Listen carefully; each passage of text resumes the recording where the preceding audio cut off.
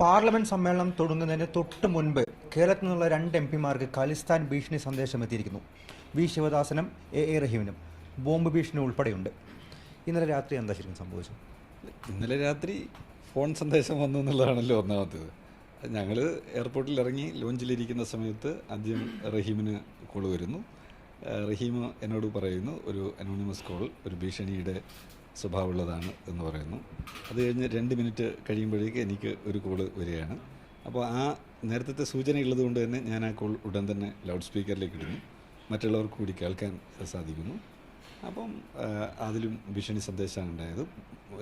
നമ്മുടെ ചെങ്കോട്ട മുതൽ പാർലമെൻറ്റ് വരെയുള്ള ഇടങ്ങൾ ബോംബ് വർഷിക്കും എന്ന് പറയുകയുണ്ടായി. അതിൽ ഈ ഖലിസ്ഥാൻ ഈ ഇപ്പോഴത്തെ ഇവരുടെ ആ സമീപനത്തോട് യോജിക്കുന്നില്ലെങ്കിൽ അത് അനുഭവിക്കേണ്ടി വരും. നിങ്ങൾ വീട്ടിലിരിക്കുന്നതാണ്, പാർലമെൻറ്റിൽ പങ്കെടുക്കുന്നതല്ല, വീട്ടിലിരിക്കുന്നതാണ് നല്ലത് എന്നുള്ളത് കൂടിയായിരുന്നു സന്ദേശത്തിൻ്റെ ഉള്ളടക്കം. അത് വന്നിട്ടുള്ളൊരു ഇന്ത്യൻ നമ്പറിൽ നിന്നാണ് എനിക്ക് വന്നിട്ടുള്ള ഫോൺ.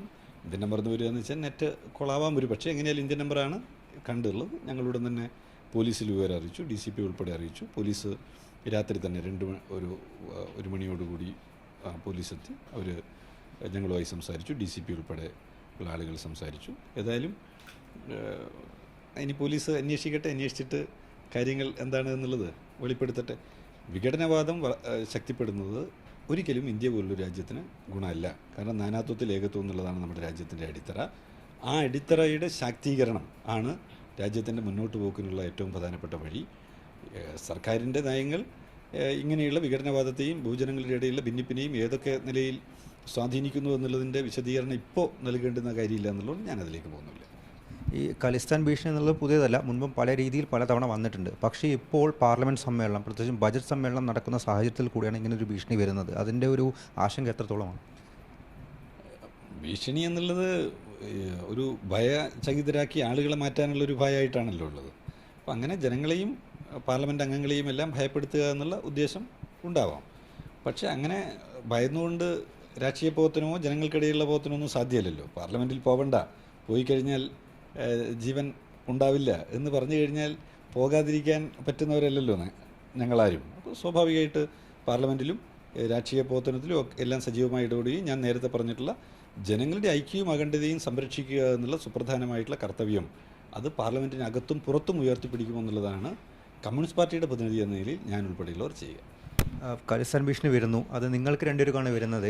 അതിൻ്റെ കാരണം എന്താ, അങ്ങനെ അന്വേഷിച്ചു, അല്ലെങ്കിൽ വേറെ ആർക്കെങ്കിലും വന്നോ എന്നുള്ളത് അന്വേഷിച്ചിട്ടുണ്ടോ? ഇല്ല, അത് പോലീസാണല്ലോ അത് പറയേണ്ടത്. ആർക്കൊക്കെയാണ് വന്നിട്ടുള്ളത്, എങ്ങനെയൊക്കെയാണ് വന്നിട്ടുള്ളത് പോലീസ് പറയേണ്ട കാര്യമാണ്.